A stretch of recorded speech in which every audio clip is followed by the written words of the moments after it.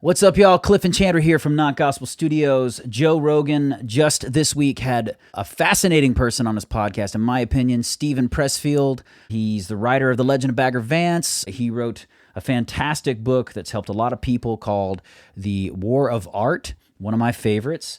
He's a little crazy, and Joe Rogan is too, but their conversation was truly unique and fascinating. We're going to dive into some of the interesting concepts about it, ancient cultures, ancient history, psychedelics, was Jesus on mushrooms. We're going to dive into all that stuff. This is Not Gospel. I thought it was so neat that Joe Rogan had Steven Pressfield on because you introduced me to Steven Pressfield years ago. Which I don't remember that. Yeah, you gave which me is funny. The War of Art. And even in our desert island, if you remember our desert island 5 books, I said I'd probably bring The War of Art, and you were like, you don't need that on a desert island. Why would you do that? I was like, just to inspire me to get up and do. You're like, you're on a desert island. You ain't got to do nothing. But that book spoke to me so much. And apparently it spoke to Joe Rogan because he was on the podcast saying that he basically promotes that book to every single person who's on his podcast. Yeah, I've heard him talk about it. Yeah. So it was so cool to me that he was a guest on Joe Rogan's podcast this week. And they talked about some pretty interesting things that, especially as a believer and as a religious person, it feels like Steven Pressfield believes in a certain religion. It almost feels like a religion, the way he dives into like the mythology about getting your work done and being muse. A creative artist. Yeah, the muse. It feels like a religion. And so there were so many, I caught myself writing notes when I listened to the whole podcast. What'd you think? You listened to the whole thing, like kind of overall, what'd you think about the podcast with him and Pressfield? Like, I don't listen to every person that Joe Rogan has on there. Yeah. I mostly listen when he has friends and comedians on there. Or someone that talks about ancient history that's just entertaining in a lore kind of way. This guy, after like 20 minutes, I probably wouldn't have listened anymore on my own. You're not getting entertained. But because you made me, I listened to all of it. I twisted your arm. Well, if you can't even remember getting me The War of Art, he's not going to speak to you. The interesting thing about Joe Rogan and Steven Pressfield is that it felt like Steven Pressfield was interviewing Joe Rogan as much as he was interviewing Towards the him. end, yeah. He kept asking question after question. He even asked Joe Rogan at one point, he was like, so you're doing all this stuff, you're having a podcast and everything. Like, what's your end game, Joe? Like, what are you trying to get at? You know, you're obviously questing after something. And he was like kind of probing Joe Rogan, which is usually the other way around a lot. You know, if he's interviewing something that isn't just one of his, you know, like stand-up comic buddies. Well, I like Joe's answer, though, to those questions. He's like, I'm just following what makes me happy. And that seems to become lucrative for him. Yeah, well, and he even said, he's like, I want to be better at humanity. I want to understand humanity better. He's like, which is one of the reasons he has a wide variety of guests and interesting guests, not just the ones that are the hot ticket in the moment. Like Matt Walsh, when he had him, was kind of the hot ticket in the moment, pretty controversial. Steven Pressfield's not controversial. You know, it's just somebody that Joe feels like has something to say and he wants to hear from him. The big thing that you have to overcome, and that's what his book was about, was resistance. If you're going to get anything done, you got to overcome resistance. And that spoke to Joe Rogan so much. He's like, I love that idea. You gave it a name. You made it a thing. Resistance. You know what I'm saying? Like, like I want to flip it the bird or whatever, you know. The reason why a lot of people can't overcome resistance is because we operate out of the ego. And the ego operates out of fear. And that's the motive. The primary motivations of the ego is fear. And he said that there's 2 things. You got this tiny little dot, like the ego. That's where we all stay. And then you got the greater self, which the ego operates out of fear. I need to act confident and machismo and all this stuff, and like because if I'm afraid of the judgment of other people. Or the ego says, I'm not going to go try this. I'm not going to go try and do that because maybe I'll fail. It's all this fear for fear. And the greater self, he said, operates out of love. And like everything's love. I do this because I love it. And I do this because I want to create art. And I do this because we're all connected. And I want to help somebody else create art that helps them and all that kind of stuff. What was cool to me is that I feel like as believers, he's just literally stumbling all over, you know, the devil and God. That's exactly where I was going with it. Yes. Like, I told you I watched that movie, that documentary Jonah Hill produced about his psychologist. Yes. Called Stutz, I think it was. Mm-hmm. He's developed all these theories and ways to deal with things and these problematic things in the universe. And I was like, if Jonah Hill was just a Christian, he would have gotten all these. He figured all that out. Yeah, and I felt like this guy was like that too. What he called the resistance is just what we call sin and the devil and temptation and fear. things like that. Yeah, Like that is, and it's biblical. There's scriptures that are literally saying, you know, God has not given us a spirit of fear, yeah, but of power and love and of sound mind or whatever it is. and like, also like slothfulness and drunkenness and Yeah. stuff like that. All the lower level things that bring someone down. faith, hope, and love. And it says, but the greatest of these is love. And God is love. He's literally Yeah. describing what we know to be God. Yeah, and as a Christian, you're supposed to be uplifting. You're supposed to be looking to the higher self. You're supposed to be a hard worker. You're Yeah. supposed to be looking to the good things. So there's so many principles that they're making up other words for. I know. Well, and okay, so and they also talk about ancient civilizations and psychedelics and all these things, and I got notes about all this stuff. But like, he talks about how we don't understand how the pyramids were made, and now they're seeing evidence of ancient civilizations from like way back in the day that may have built these fantastic, incredible structures, and. One of the things he dives into is that in ancient times there were no distractions. There wasn't CNN piping in all the fear all the time. There wasn't, because he says the news, the nightly news is basically the ego, or basically the Like resistance. they said, if it bleeds, it leads. Yeah, it's broadcasting the resistance. Yeah. If it's a fear, oh, there was an earthquake in wherever, like, okay, let's write that down. It's going to scare the crap out of people. If it's fear, they're going to throw it up on the news. And it's saying it's like basically the voice box for resistance every single day. And then what he was saying is that in ancient times, they didn't have that. In ancient times, they had the connectivity, they had their daily work, what they were doing, and they could focus more on the greater self. But what baffles me is like Joe Rogan and Steven Pressfield will both talk about people in ancient times. Like even he says he thinks that when you're on psychedelics, Steven Pressfield says it, he goes, when you're on psychedelics and it opens you up and connects you with the greater self, and it destroys the ego. That's what Joe Rogan says. He's like, there's no room for ego when you're seeing that the world's so much bigger than you. He even says, I think that's the way Jesus saw the world. People like Jesus, how they saw the world. The interesting thing is how much they seem to revere ancient civilizations and like the pre-technology cultures and don't accept what they say is truth. Like when Jesus, who clearly tapped into something big and divine, this greater self or this psychedelic trip, tells him that I'm the Son of God and God is real and the God of the universe wants to save you, they don't buy that. Yeah. But ancient civilizations were more tapped into this greater self. It was so crazy to me. Well, I don't know how Joe Rogan can tie in how he's an atheist, but he Yes. also believes in all these spiritual concepts. I don't know how he marries those two things. And that's what blows me away a little bit too, is that he's an atheist who openly admits that when he's been on psychedelic trips, he's experienced an alternate reality. Like you're transported to this alternate reality. He seems to think aliens, but if there were aliens, who made the aliens? Like he always stops at. It seems to me that his idea is these people experienced these trips. In particular, there's all kinds of evidence coming out now that, and they mention that in the cups that the Egyptians were using, and all these people were traces of these psychedelic elements. And so he believes that they encountered these alternate universe or alternate realities, and they just put names on them. They just made them into deities. Which, as opposed to accepting what some of these ancients said as truth. Yeah. You know, like pick one. You know, if it's Jesus, then cool, Judeo-Christian, you know, like clearly there's something to religion if these people that you revere so much who dove into psychedelics, some of them or whatever, were able to do some of these things that we still can't figure out today, like the pyramids and whatever else. Like clearly they're onto something. Like why does it stop at, oh, you're saying there's a God? Okay, no.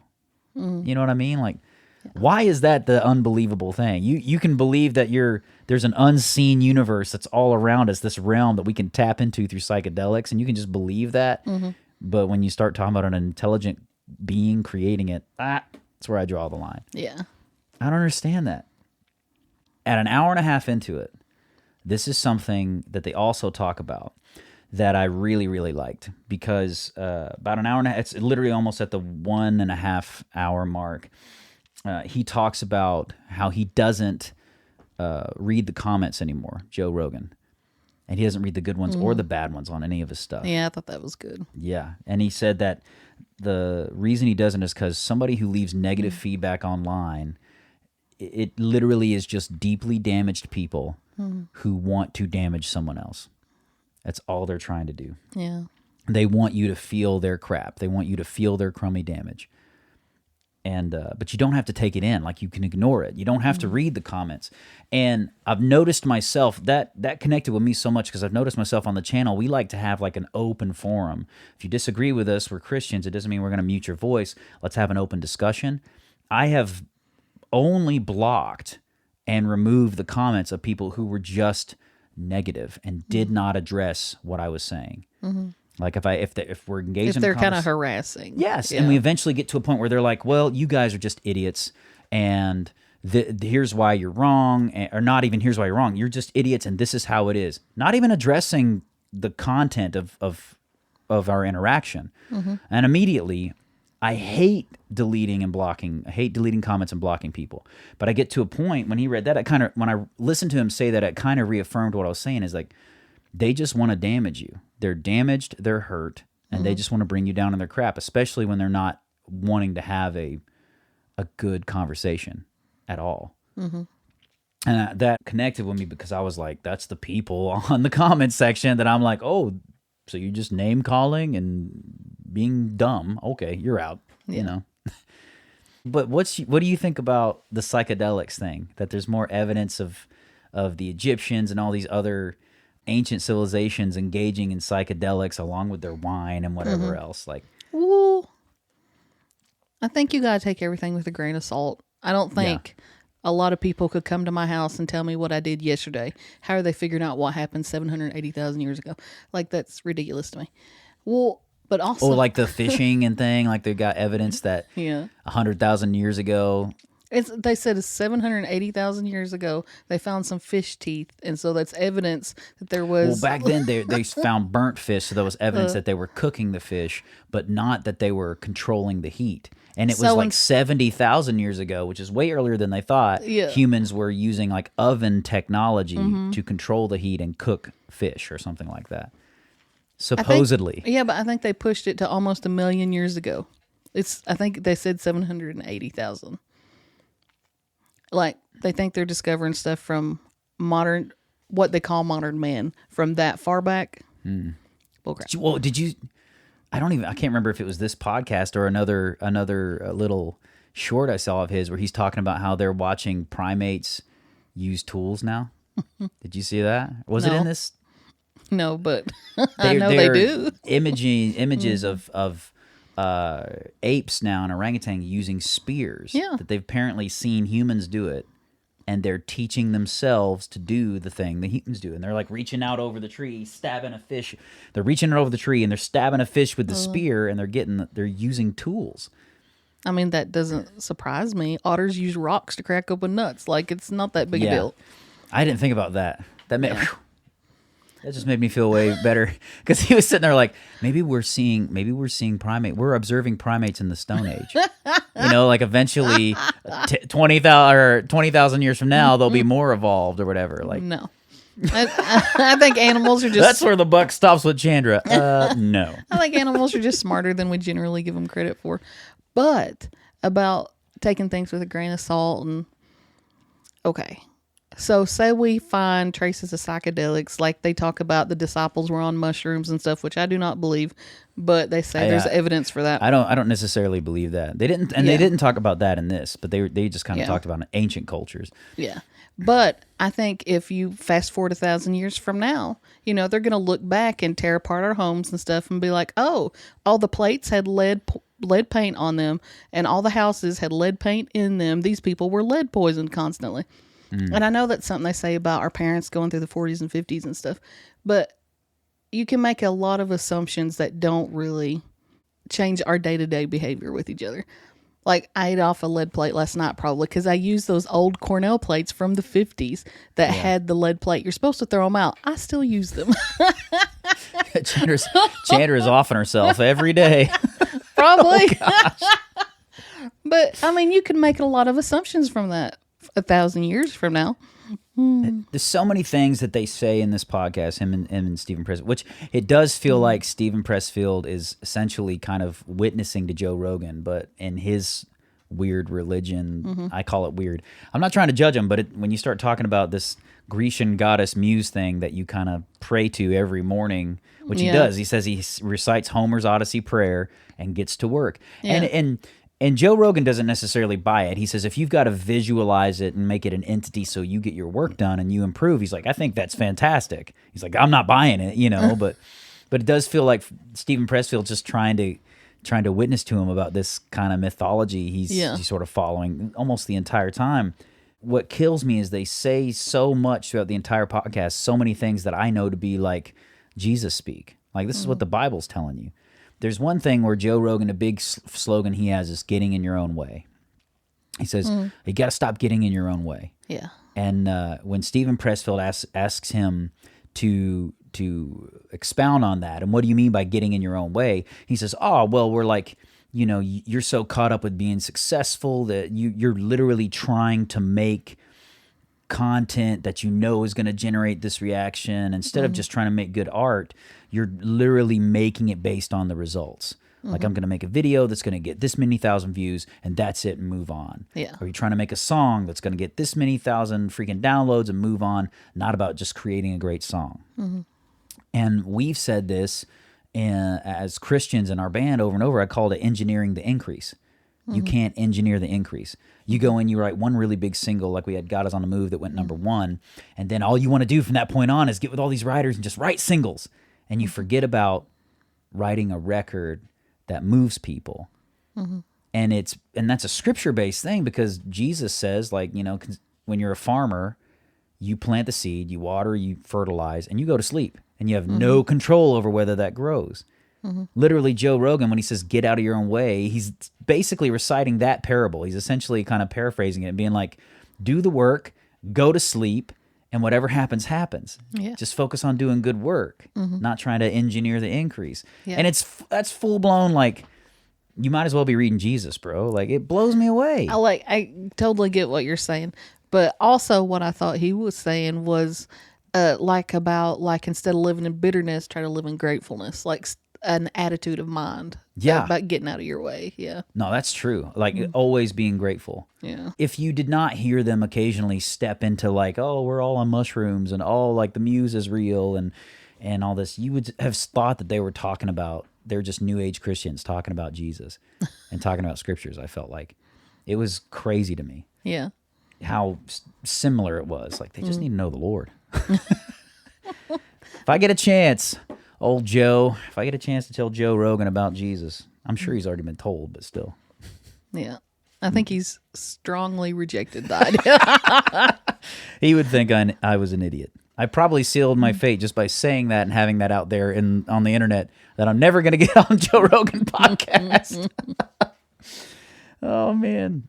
Well, I wanted to know what you thought about creativity, like where it comes from and stuff. So the idea that the muse rewards your effort.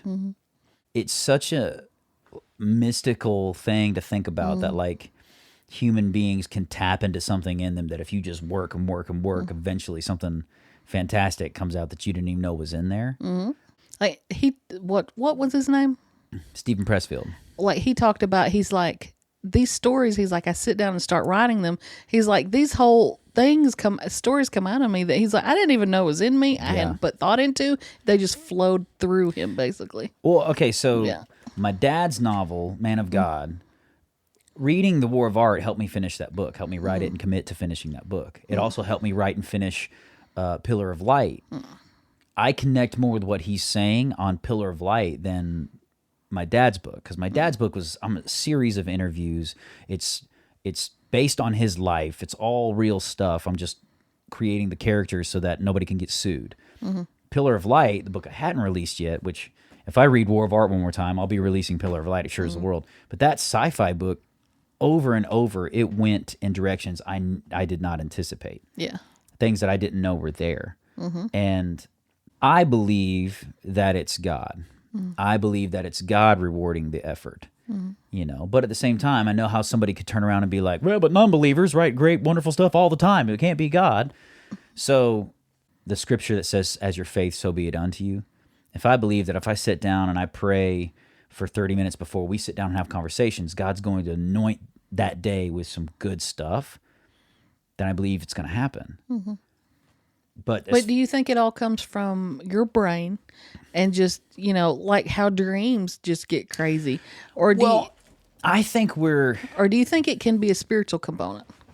I think if you're not a believer, especially if you're just kind of like Steven Pressfield, this creativity comes from you. It's an anomaly. You don't know where it came from, so you just put a name on and face on it and move on. I think we don't realize how much we're taking in all the time. I don't think we realize how much resides in our subconscious. You know, like there's so much that resides in our subconscious. So you think it's mostly brain and emotion? You've been taking in things your whole life.